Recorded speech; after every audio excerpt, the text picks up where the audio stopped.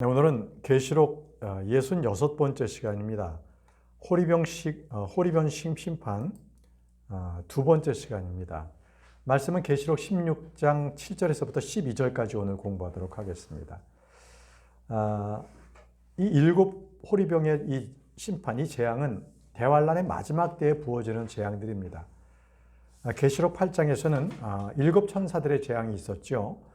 근데 그것은 사람들에게 간접적으로 내려진 심판이었습니다. 그러니까 자연 재앙이라고 부를 수 있을 만큼 나무나 풀, 그리고 바다나 강해, 이렇게 자연의 재앙이 떨어졌기 때문입니다. 그러나 오늘 우리가 지금 배우고 있는 계시록 16장은 이 재앙이 사람들에게 직접 내려지게 됩니다. 먼저 우리가 호리병 심판에서 지난 시간에 세 가지를 우리가 먼저 공부를 했습니다. 첫째 천사가 그 호리병을 땅에 쏟아 부었죠. 그러자 그 짐승의 표를 가진 사람들, 그리고 그 형상의 경배한 자들 위에 고약하고 끔찍한 헌대가 발생이 됐다는 것입니다. 또 두 번째 천사가 그의 호리병을 바다 위에 쏟아 부었습니다. 그러자 마치 어떤 죽은 사람의 피와 같이 변했고 모든 살아있는 혼마다 바닷속에서 죽었다고 그렇게 기록되어 있습니다. 그리고 세 번째 천사가 그 호리병을 강물과 물들의 원천에 쏟아부었기 때문에 모든 마실 물들이 피가 되었고 사람들은 더 이상 마실 물이 없게 되었다는 것을 우리가 공부를 했습니다. 자, 그러면 오늘 본문 말씀을 공부하겠습니다. 계시록 16장 7절입니다. 그리고 내가 제단에서 또 다른 이가 말하는 것을 들었으니 과연 그러하옵니다. 전능하신 주 하나님이여, 당신의 심판들은 참되고 의로우시니이다 하니라. 자, 제단에서 또 다른 이가 말을 했습니다. 그러니까 지금 제단에서부터 다른 그 천사가 이렇게 말을 했다는 것입니다. 이 제단은 하늘에 있는 제단이고요. 모든 일이 이루어질 때까지 그 연기로 인해서 그 제단에 있는 성전 안에는 들어가지 못한다는 것을 우리가 지난 계시록 15장에서 배웠습니다. 자, 제단 앞에 있던 선사들이 지금 이 말을 한 겁니다. 이 하늘에 제단이 있는데 그 보좌 앞에 바로 앞에 있는 금제단입니다. 금제단을 말하고 있고요. 또 제단 안에는 경배하는 자들이 있었습니다. 계시록 11장 우리가 공부를 했는데 경배하는 자들이 있었습니다. 그리고 여섯째 천사가 나팔을 불었을 때 그 네 개의 뿔에서 나는 또 이 제단의 네 개의 뿔에서 나는 그 음성이 또 있었습니다. 자, 여기 보게 되면 다시 당신의 심판들은 참되고 의로우시니이다 라고 했습니다. 그렇습니다. 대환란 때 이 땅에 집행되는 주의 심판들은 참되고 의롭습니다. 계시록 19장 2절에 이는 그분의 심판들이 진실하고 의롭기 때문이요 라고 했습니다. 하나님께서 이 마지막 때에 그러한 모든 불법의 때가 찼을 때에 하나님께서는 심판을 집행하시는데 그 심판은 진실되고 의롭습니다. 계시록 16장 8절에서 9절 본문 말씀을 보도록 하겠습니다. 다음으로 넷째 천사가 그 호리병을 해 위에 쏟아부었더라. 자, 이제 넷째 천사가 그 호리병을 저 하늘에 있는 해 위에 쏟아부었습니다. 자, 그러자 어떤 일이 벌어졌냐면, 그리고 사람들은 불로 태우는 권능이 그에게 주어졌더라. 그러자 사람들이 엄청난 열기로 태워졌고 이런 재앙들에 대한 권능을 가진 하나님의 이름을 모독하였더라. 그리고 그들은 회개하지 아니하였으며 그분께 영광을 돌리지 아니하였더라라고 합니다. 자, 넷째 천사가 그 호리병을 해 위에 쏟아부었더니 엄청난 열기가 해로부터 나온 거죠. 그런데 그 열기는 사람들을 태워 죽이는 거예요. 그런데 그러한 해의 열기를 재앙을 받는 사람들이 그들이 회개하기는커녕 도리어 하나님의 이름을 모독합니다. 모독합니다.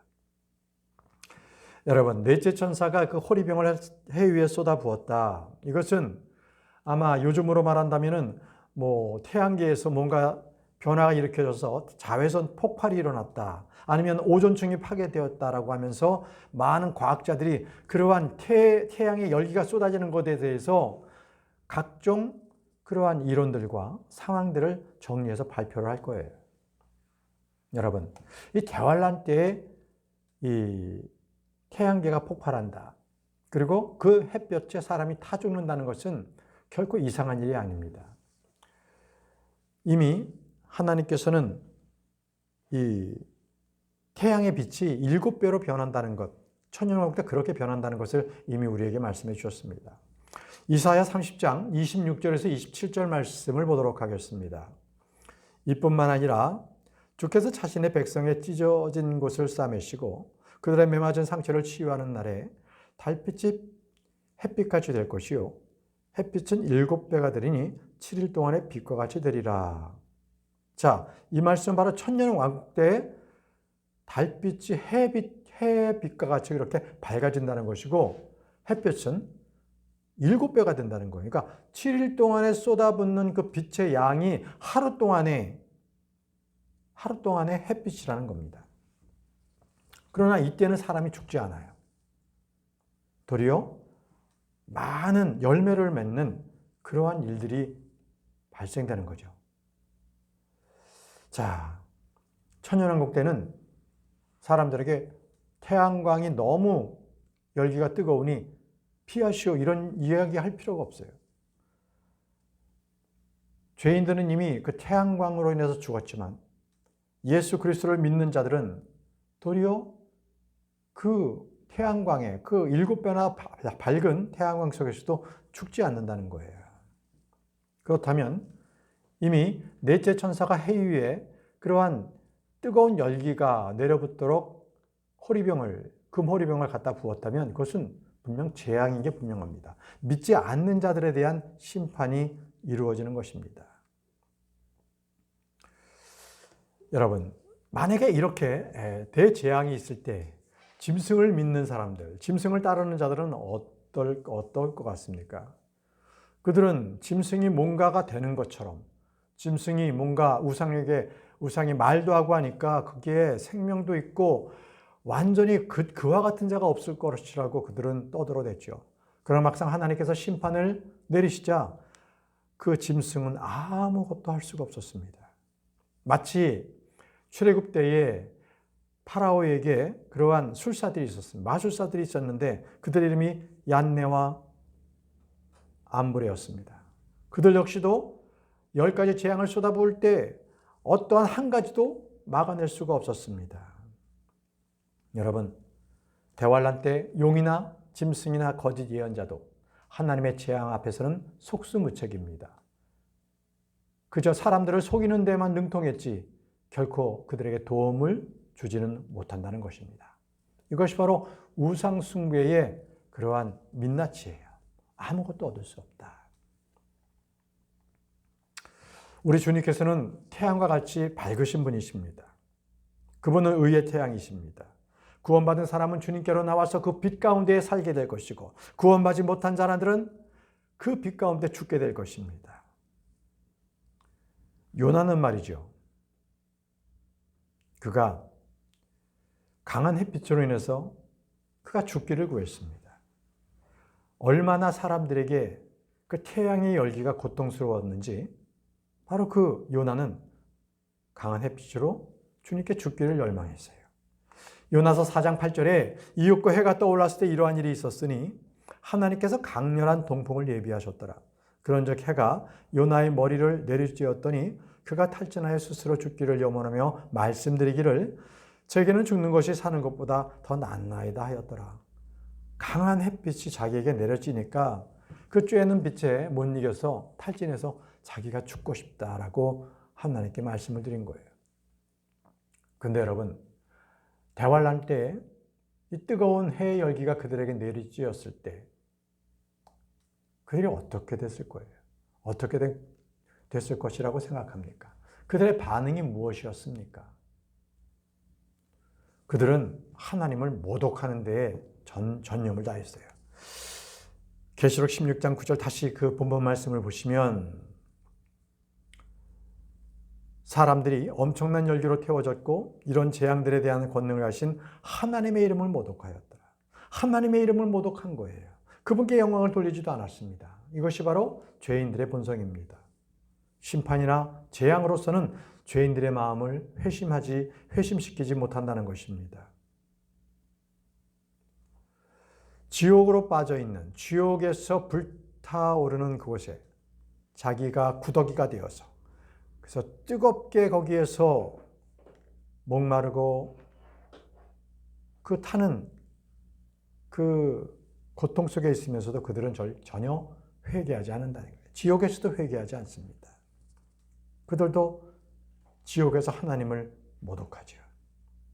여러분, 용이 적그리스도에게 자신의 권능과 그리고 자신의 자리를 내줬는데 바로 그가 하는 일, 적그리스도가 하는 일이 바로 하나님을 모독하는 거였습니다.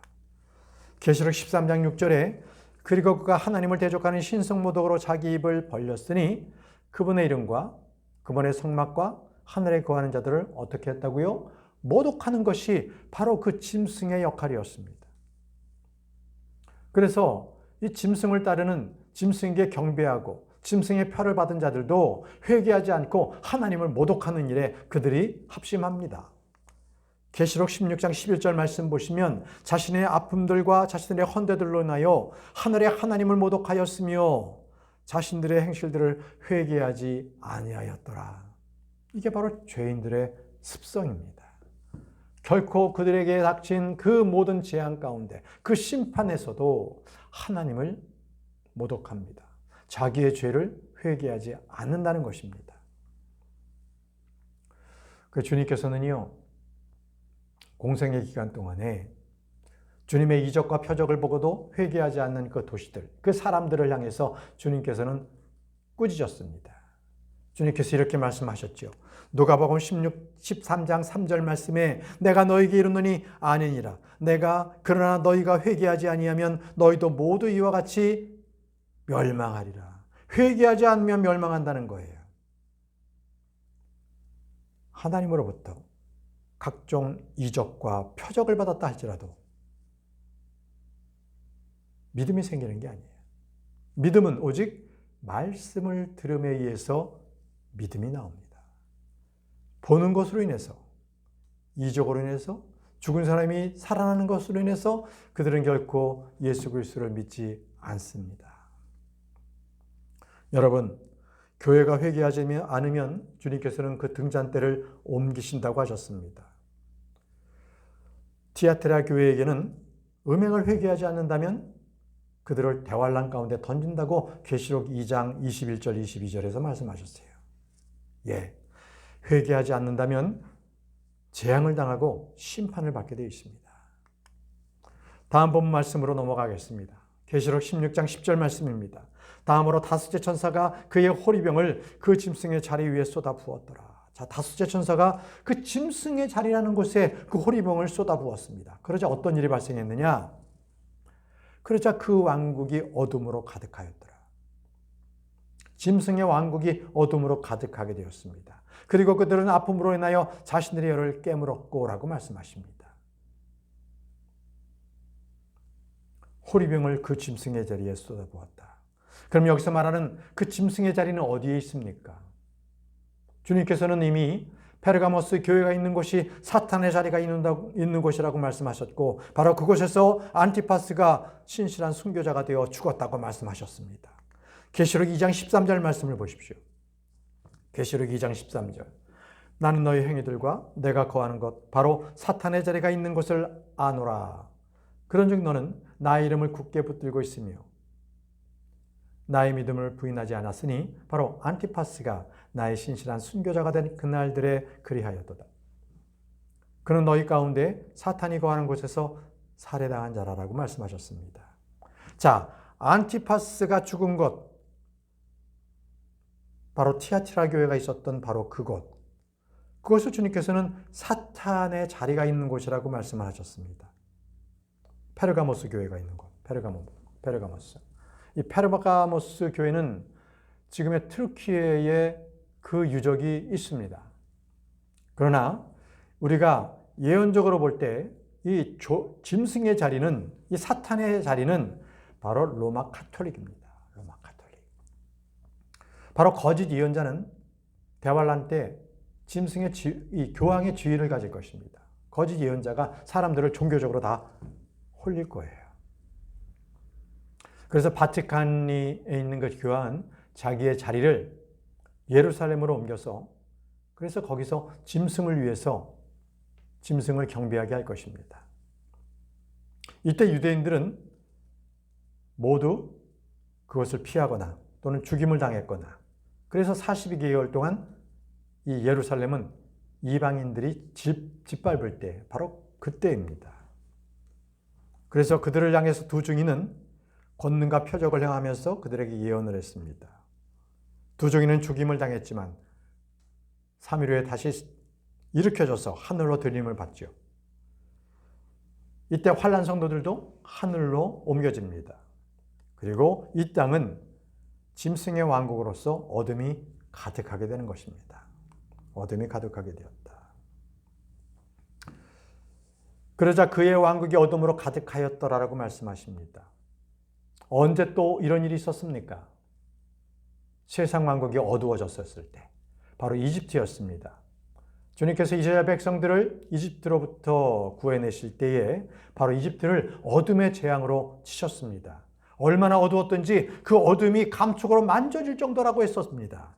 출애굽기 10장 21절 그리고 23절까지 말씀을 제가 읽어보겠습니다. 그래서 주께서 모세에게 말씀하시기를 하늘을 향하여 너희 두 손을 뻗어 이집트 지역 위에 어둠 곧 느껴질 만한 어둠이 있게 하라 하셨느니라.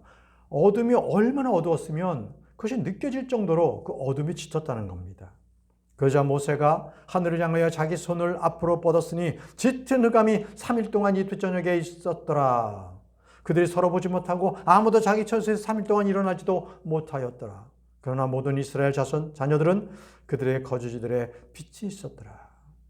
예, 바로 세상 왕국은 어둠 가운데 있었고 하나님의 자녀들은 빛 가운데 있었다는 겁니다. 바로 이것이 대환란의 끝에도 이런 일이 있다는 거예요. 이 어둠 있는 동안에 사람들은 아무것도 볼 수 없고 움직일 수도 없게 된다는 거예요. 요엘서 2장에서 이렇게 예언했습니다. 요엘서 2장 1절에서 2절 말씀 보시면 너희는 시온에서 나팔을 불고 나의 거룩한 산에서 경보를 울리라. 그 지역의 모든 거주자들은 떨게 하라. 이는 주의 날이 오기 때문이요. 자, 주의 날이 오게 되면 어떤 일이 벌어집니까? 그 다음 말씀 잘 보십시오. 그날이 임박하여 가깝기 때문이라 곧 어둠과 암울의 날이요 구름들과 짙은 흑암의 날이며. 자, 어둠과 암울의 날 그리고 구름들과 짙은 흑암의 날이 언제라고요? 바로 주의 날이 가까이 왔을 때에 있다는 거예요. 그래 이 말씀은 무엇이냐? 대환란 때 어둠이 임했다. 그러면 바로 주님의 재림이 임박했다는 것입니다. 임박했다.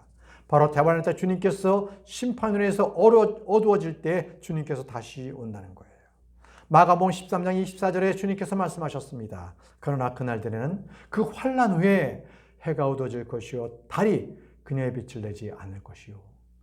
자, 이 마지막 환난 마지막 때에 해가 어두워지고 달이 빛을 발하지 않는다는 겁니다. 문제는 사람은요, 누구나 다 마귀를 따라서 어둠을 더 사랑한다는 게, 빛보다는 어둠을 더 사랑한다는 것이 문제입니다. 요한복음 3장 19절에 그런즉 이것이 정죄의 근거니 곧 빛이 세상 속으로 왔으나 사람들이 그들의 행실들이 약함으로 빛보다는 도리어 어둠을 사랑한 것이라.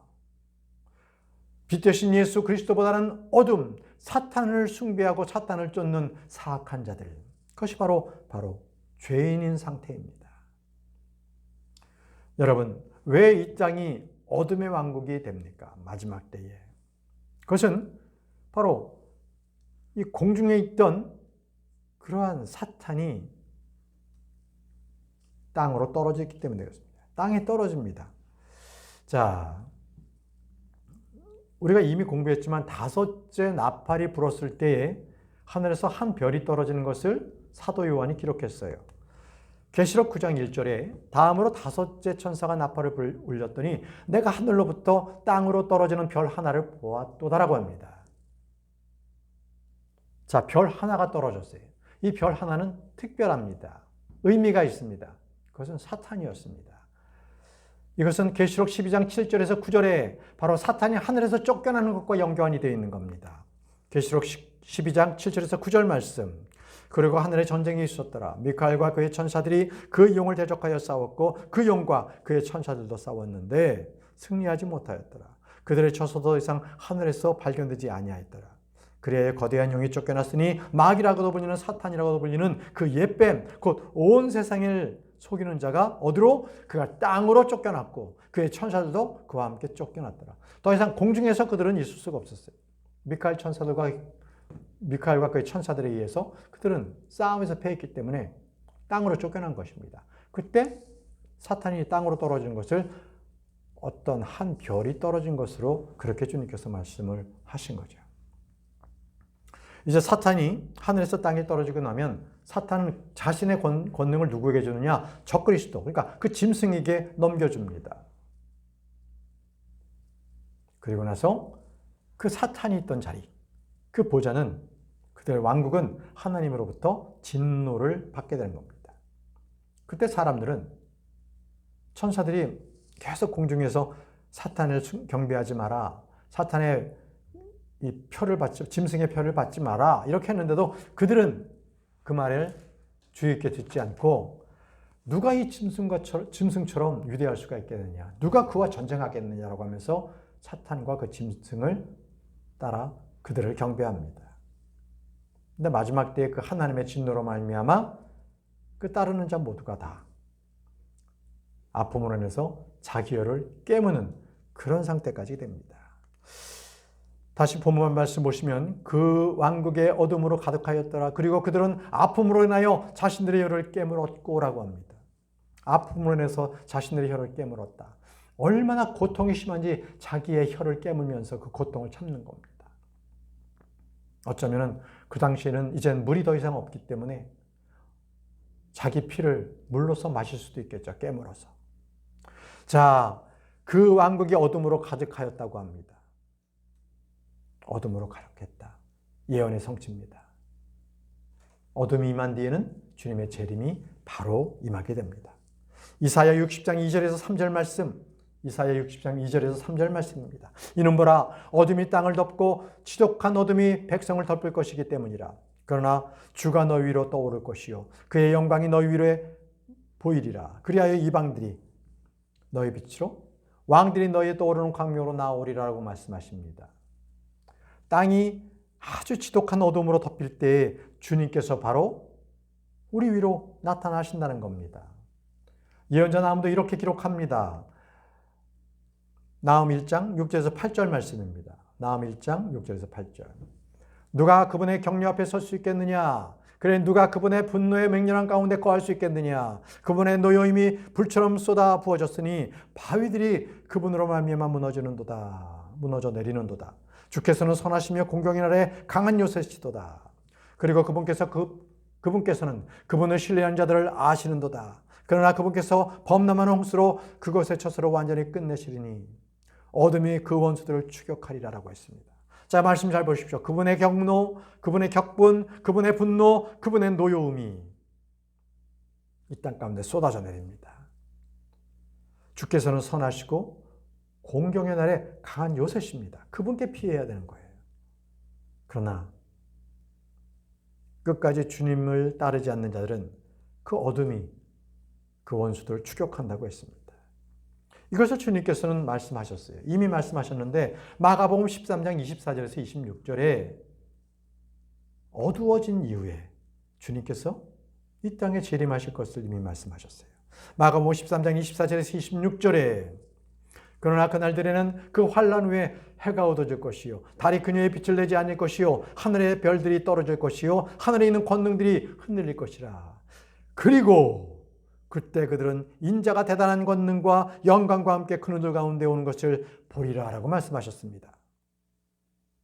환난 후에 어두워졌을 때 그때 주님께서 권능과 영광과 그 구름들 가운데 오는 것을 목도할 것입니다. 자, 다음 본문 말씀으로 넘어가겠습니다. 계시록 16장 11절입니다. 계시록 16장 11절. 자신들의 아픔들과 자신들의 헌대들로 인하여 하늘의 하나님을 모독하였으며 자신들의 행실들을 회개하지 아니하였더라. 하나님을 모독하고 자신들의 행실을 회개하지 않는다. 이것은 바로 죄인들의 속성이죠. 그들은 심판받는 중에도 결코 하나님께 회개하지 않고 하나님을 모독합니다. 그들에게는 이미 천사들이 영원한 복음을 선포하면서 분명히 그들에게 경고했어요. 짐승에게 경배하지 마라. 짐승의 표를 받지 말라. 그러나 그들은 끝까지 짐승을 따르면서 회개하지 않았습니다. 이것이 바로 죄를 인정하지 않는 인간의 사악함이에요. 인간의 사악함. 예레미야 17장 9절 말씀에 마음은 만물보다 속임수로 가득하고 극도로 사악하니 누가 마음을 알 수 있으리요라고 했습니다. 이 마음은 바로 죄인들의 마음이에요. 속임수로 가득하고 극도로 사악한 것. 그것이 바로 사람의 마음입니다. 대환란 때 심판을 받는 모든 죄인들은 그들이 재앙을 받을 때마다 동일한 패턴이 있습니다. 그것은 하나님을 모독하였으며 자신들의 행실을 회개하지 아니한다는 것입니다. 주님께서 이미 말씀하셨어요. 이사야 8장 19절에서 20절 말씀에 그리고 그들이 너희에게 말하기를 부리는 영들을 신자들에게와 엿보고 중얼거리는 요술사들에게 구하라. 그러니까 이 사악한 영들 그리고 요술사들에게 뭔가를 구하라고 한다는 거예요. 그때 주님이 말씀하세요. 백성들이 그들의 하나님께 구해야 하지 아니하겠느냐. 산자들을 위하여 죽은 자들에게 구해야 하겠느냐. 율법에 그리고 증언에 구할지니라 라고 말씀하십니다. 만일 그들이 이 말씀에 따라 말하지 아니한다면 그것은 그들 안에 빛이 전혀 없는 까닭이라고 했습니다. 누구에게 구해야 하겠습니까? 부리는 영을 지닌 자들입니까? 요술사들입니까? 아니라는 거예요. 율법과 증언에 구하라는 것입니다. 바로 하나님의 말씀에 그들이 구해야 할 것입니다. 그것이 바로 대환란 때에 짐승과 거짓 예언자들로부터 피할 수 있는 방법은 오직 율법과 증언에 그들이 물어야 하는 거예요. 주님의 뜻을 물어야 하는 거예요. 주님의 뜻에 있어야 되는 거예요. 요술사나 부리는 영들에게 그들의 귀를 기울여서는 안 된다는 것입니다. 여러분, 이 시대에는 많은 이들이 과학이나 학문이나 교육을 숭배합니다. 그것들을 신뢰합니다. 그것에 뭔가 특이한 것이 있느냐 그것들에게 좌문하고 묻습니다. 그러나 우리 성도들은 언제나 성경에 답이 있습니다. 성경에 물어야 합니다. 여러분, 마지막 때에 끝까지 주의 명령에 순종하지 않는 자들은 어떻게 되겠습니까? 끝까지 주의 명령에 따르지 않고 거부하는 자들의 끝을 보십시오. 이사야 8장 21절에서 22절입니다. 그리하면 그들이 어려운 상황에 처하여 배고픈 채로 그것을 통과하리라. 그리고 이러한 일이 있으리니 그들이 배고플 때면 그들은 스스로 안달이 나서 그들의 왕과 그들의 하나님을 저주하며 위를 바라보리라. 그리고 나서 그들은 땅을 바라보리니 곤경과 어둠과 극심한 고통의 침침함을 목도하리라. 이윽고 그들은 어둠으로 밀려나리라. 곤경과 어둠과 극심한 고통 그 가운데서 그들은 결국 어둠 속으로 밀려난다. 어둠 속으로 파멸로 떨어진다는 것입니다. 이것이 그들에게 주는 보상이에요. 왕국 복음을 믿지 않는 그들이 귀담아 듣지 않고 짐승과 용을 따라서 갔던 그들의 마지막 모습입니다. 이것이. 자, 이제 다음 말씀입니다. 계시록 16장 12절 말씀. 다음으로 여섯째 천사가 그의 호리병을 거대한 강 유프라테스 위에 쏟아부었더라. 그러자 그 강물이 말라버렸으니 동방의 왕들의 길이 예비되게 하려 함이더라 라고 했습니다. 자, 여섯째 천사가 호리병을 부었는데 어디다 부었다? 거대한 강 유프라테스 강에 부었습니다. 자, 이 유프라테스 강은 성경에서 아주 유서 깊은 그러한 유래가 깊은 강으로 나옵니다. 에덴 동산에 있었을 때 이 네 개의 강 중에 하나가 이 유프라테스 강이었습니다. 유프라테스 강은 터키에서부터 발원해서 시리아와 이라크를 거쳐서 페르시아만으로 흘러가는 서아시아에서는 가장 긴 강입니다. 길이가 2,800km입니다. 깊이는 곳곳에서 1m나 10m까지 됩니다. 너비는 200에서 2,000m까지 됩니다. 그래서 이 강은요, 바벨론을 비롯한 많은 민족들의 그러한 젖줄의 역할을 하는 겁니다. 그런데 지금 보세요. 이 여섯째 천사가 이 유프라테스 강을 말라버리게 했습니다. 그러면 항상 모든 나라마다 이 강을 중심으로 해서 도시가 세워집니다. 우리나라 서울도 그렇고요. 유럽도 가게 되면 모든 강들마다 그러한 도시들이 조성되어 있습니다. 그런데 식수가 없고 농업용수가 없다면 더 이상 그들에게는 그곳에서 물을 끌어다 쓸 수도 없고 마실 물도 없고, 그러다 보면 이 하수구에 그냥 썩어서 질병이 창궐합니다. 그러니까 강물 자체가 마른다는 것은 그만큼 치명적인 문제를 일으킨다는 것입니다. 이제 여섯째 천사가 호리병을 유프라테스 강 위에 쏟아부었을 때 강물이 말라버렸습니다. 자, 이 부분과 우리가 이미 공부했던 여섯째 천사가 나팔을 불었을 때하고 이 말씀을 비교해야 할 필요가 있습니다. 계시록 9장 14절에서 16절에도 유프라테스 강에 천사가 나타납니다.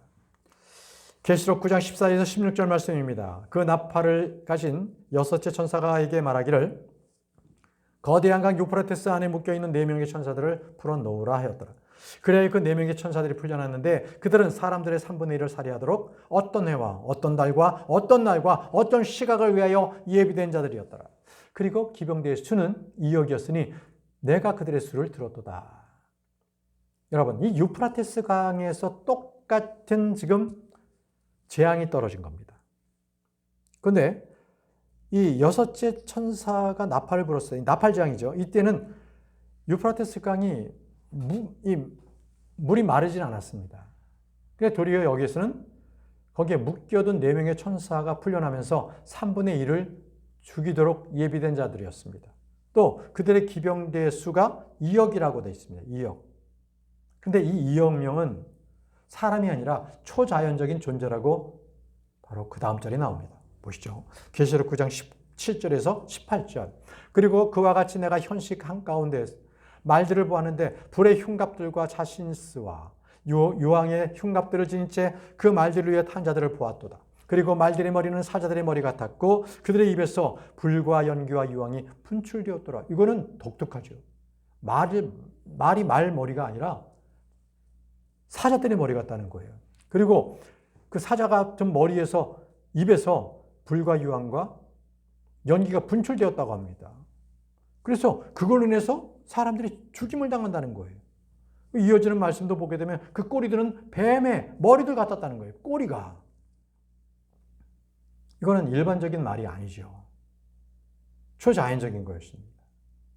바로 이 초자연적인 이 말들로 인해 가지고 사람의 3분의 1이 죽습니다. 그리고 죽지 않은 자들은 어떻게 돼요? 이때도 회개 안 하잖아요. 끝까지 그러한 우상을 숭배하는 겁니다.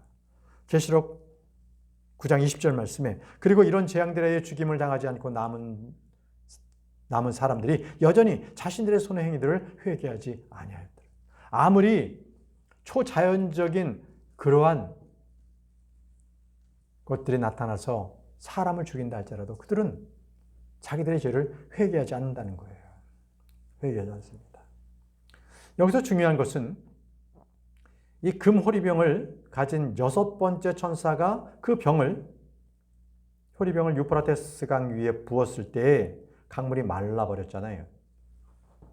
이 강물은요, 바로 동방의 왕들이 예루살렘으로 아마겟돈 전쟁을 하기 위해서 들어오기 위해서 이미 열린다는 거예요.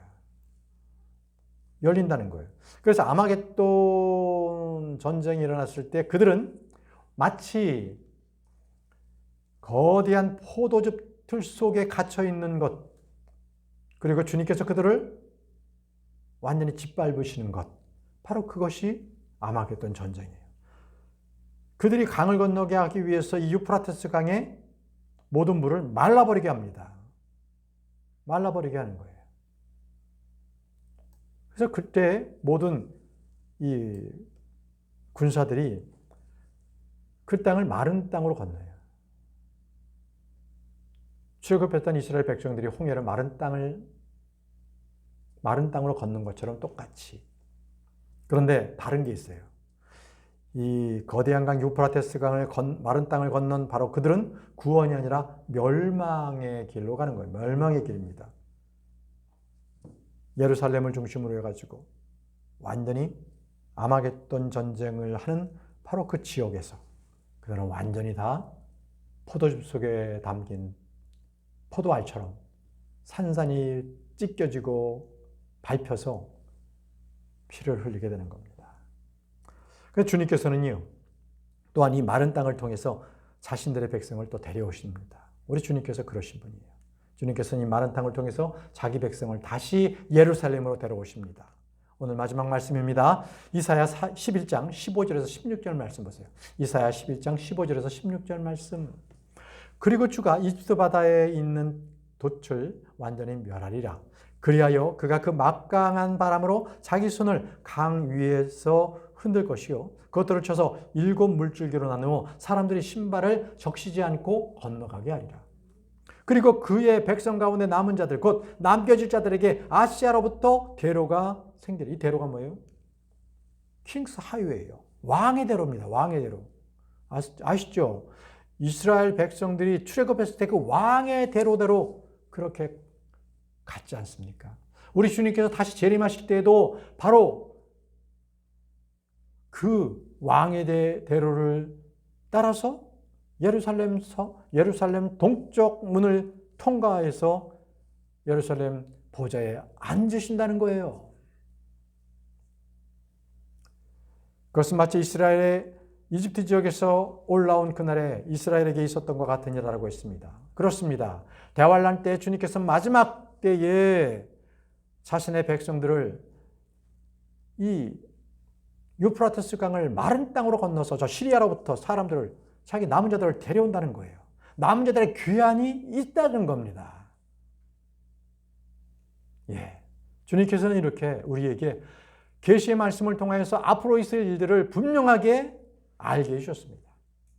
여러분, 우리는 성경 공부를 하면 할수록 이것은 실제적인 사실이고 우리는 더욱더 이 말씀에 따라 믿음을 더욱더 굳건히 하여서 우리 주님께서 오시는 그날을 예비하고 마지막 이 땅에서 대환란이 벌어질 때 우리는 저 하늘에서 주와 함께 혼인식을 갖고 이 땅으로 주님과 함께 내려올 것입니다. 오늘은 여기까지 공부하도록 하겠습니다. 기도합니다.